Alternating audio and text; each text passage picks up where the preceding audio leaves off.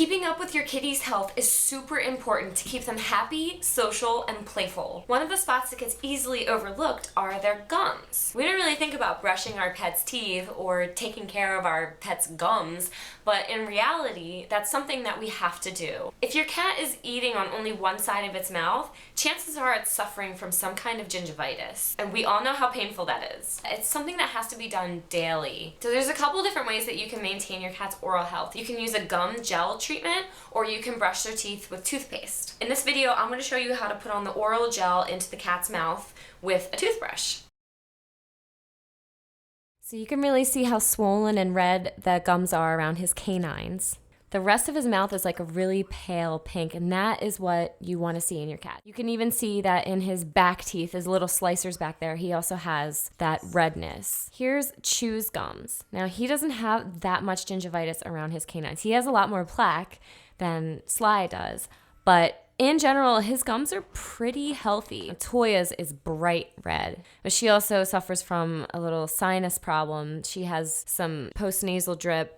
So our vet thinks that her gum problems are just a symptom of her larger respiratory issues and her sinus issues. So here I'm using the Oratine Maintenance Oral Gel. I'm just using a baby toothbrush. This is literally like a 4-year-old, the softest bristle you can find. I know they sell those little finger toothbrush things for cats, but I didn't want to use that. The gel didn't really stick to it. It was kind of hard for it to catch, and then it would just kind of fall off of my finger or off of his mouth. So I found a regular toothbrush just works perfectly fine. I'm not brushing his gums hard. I am literally gently swishing it in his mouth. Mostly I'm letting his lips catch the gel. Even if you can't get it specifically on the gums, if you just put a little bit of the gel on his mouth, the cat licking is a good sign. He's moving it around. That's exactly what we want. You don't want to do it in a way that you're putting your hand over his snout or his eyes, because that will confuse and scare him. So I try to keep my hands to the side as much as possible. A lot of people are afraid to put a toothbrush into their cat's mouths because they're scared of either the cat biting them, or they're scared they're not going to do it right, or that it's going to traumatize them.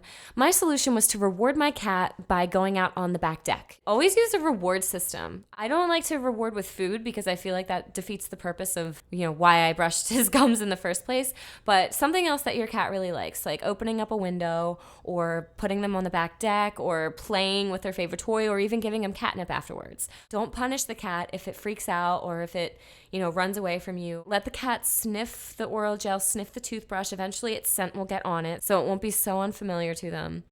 So I'm not really brushing the teeth. With this specific brand, you have to leave a strip inside. If you do see that your cat's gums are swollen or red, definitely call your vet and ask them for recommendations as to what you can do to treat it. Sometimes you can get the dental treatment at your vet, and that could be very expensive. But you can do these things daily to make sure that it doesn't get to that point. A couple of minutes of struggling around to get them to sit still and get inside of their mouth is totally, totally worth it in the long run when it comes to keeping them living a long, healthy life.